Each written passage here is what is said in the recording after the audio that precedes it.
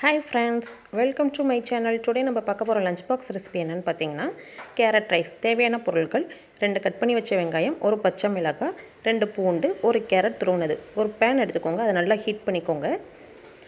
2 spoon oil சேர்த்துக்கலாம்.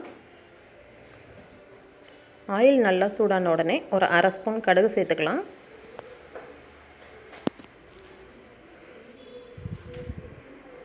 கடுகு நல்லா பொரிஞ்ச உடனே கட் பண்ணி வச்ச பூண்டும் கருவேப்பிலையும் சேர்த்துக்கலாம். பூண்டையும் கருவேப்பிலையும் லைட்டாக வதக்கி விடுங்க, அந்த ஃப்ளேவர் சூப்பராக இருக்கும். பூண்டு வதங்கிடுச்சு. ஒரு பெரிய வெங்காயமும் பச்சை மிளகாயும் ஆட் பண்ணிக்கலாம்.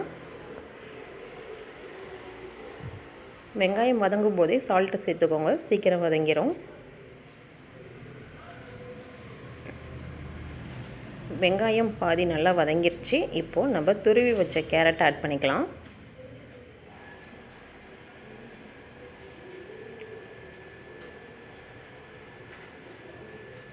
கேரட் நல்லா வதங்கிட்டு இருக்கு.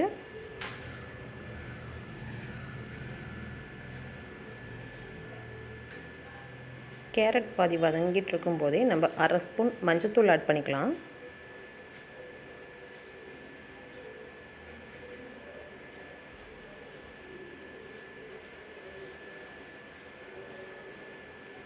மஞ்சத்தூள் வாசனை போகிற வரைக்கும் லைட்டாக வதக்கி விடணும். இப்போ நல்லா வதங்கிடுச்சு. ஒரு கப் வடித்த சாதம் ஆட் பண்ணிக்கலாம்.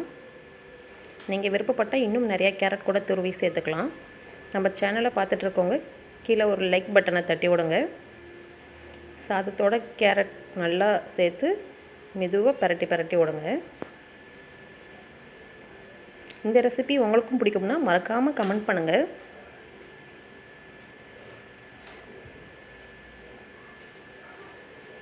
சாதம் சேர்த்துட்டு ஒரு 2 நிமிஷம் நல்லா வதக்கி விட்டாலே போதும்.